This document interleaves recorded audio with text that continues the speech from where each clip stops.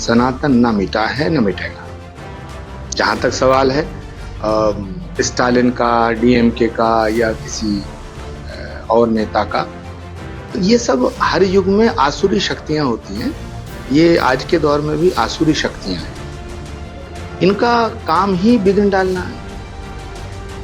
पहले आपने लगातार सनातन पर जो उंगलियां उठ रही हैं और दयानिधि स्टालिन है, उनके खिलाफ बिहार में एक मुकदमा दर्ज हुआ है उनके इस तरह की बयानबाजी को लेकर। तो क्या मानते हैं जो सनातन को लगातार अपना निशाना बना रहे हैं? देखिए, सनातन को मिटाने की कोशिशें हजारों साल से हो रही हैं।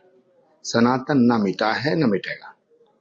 जहां तक सवाल है स्टालिन का, डीएमके का या किसी और नेता का, तो ये सब हर युग में आसुरी शक्तियां होती हैं।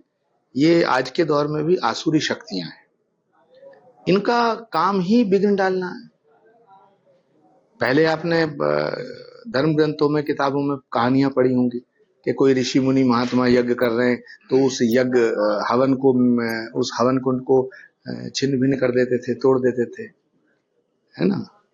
रावण के जमाने में क्या होता था, रावण के राज्य में क्या होता था, महात्माओं को लूटा जाता था, उनके कमंडल लूट लिए जाते थे, उनके पात्र लूट लिए जाते थे, उनके वस्त्र लूट लिए जाते थे। तो सवाल इस बात का है कि ये आसुरी शक्तियां हैं, ये हर युग में रहती हैं, हर युग में रहेंगी। लेकिन भारत भावनाओं का देश है, श्रद्धा का देश है, आस्था का देश है।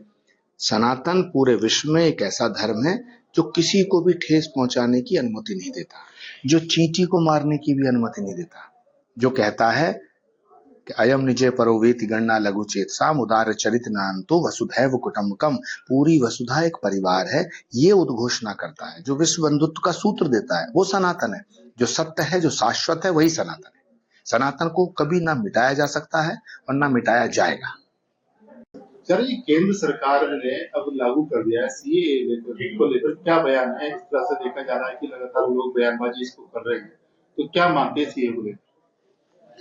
देखिए, विपक्ष को ये पता ही नहीं है कि वो सीएए का विरोध क्यों कर रहा है। विपक्ष के सारे नेता चिल्ला चिल्ला के एक बात कह रहे हैं कि साहब, सीएए कानून के लागू होने से हिंदुस्तान में रहने वाले किसी भी आदमी पर कोई फर्क नहीं पड़ेगा। जब भारत के नागरिक पर कोई प्रभाव ही नहीं पड़ेगा तो इसका विरोध क्यों। सारा का सारा विपक्ष कंफ्यूज है।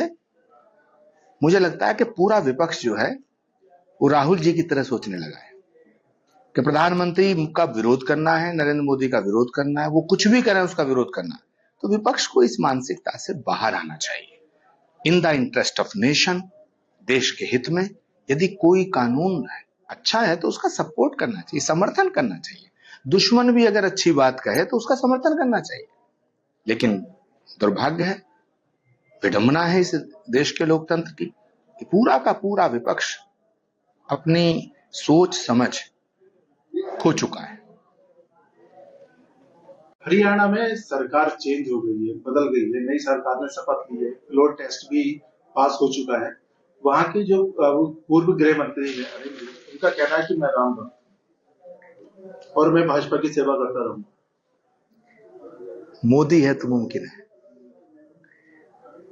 मुख्यमंत्री कब कौन बनेगा और कौन मुख्यमंत्री पद से कब हटेगा, ये या तो परमात्मा जानता है या नरेंद्र मोदी जानते हैं। यही एक सच्चे नेता की पहचान है। सख्त फैसला लेना, राष्ट्र के हित में फैसला लेना और उसको लागू करना, यही मोदी की गारंटी है। सवाल है मोहम्मद आरिफ खान, तो उनसे आपके बहुत अच्छे संबंध है, आपके मित्र हैं। उनका कहना है कि महात्मा गांधी और जवाहरलाल नेहरू के दौर में 1947 में ही सीए लागू होना तय हो चुका था, लेकिन ये सरकार भी करेगी। देखिए, जवाहरलाल नेहरू और महात्मा गांधी पर बोलने की स्थिति में मैं नहीं हूं। पंडित जवाहरलाल नेहरू देश के पहले प्रधानमंत्री थे। मैं उनका बड़ा सम्मान करता हूं। पूरे देश को उनका सम्मान करना चाहिए, क्योंकि प्रधानमंत्री किसी एक पार्टी का नहीं होता, पूरे देश का होता है। क्या परिस्थितियां रही क्या रही होंगी, ये वो दौर था। लेकिन आज का दौर जो है, इसमें प्रधानमंत्री नरेंद्र मोदी जो फैसले ले रहे हैं वो देश के हित में बहुत अच्छे हैं और मैं उनका समर्थन करता हूं।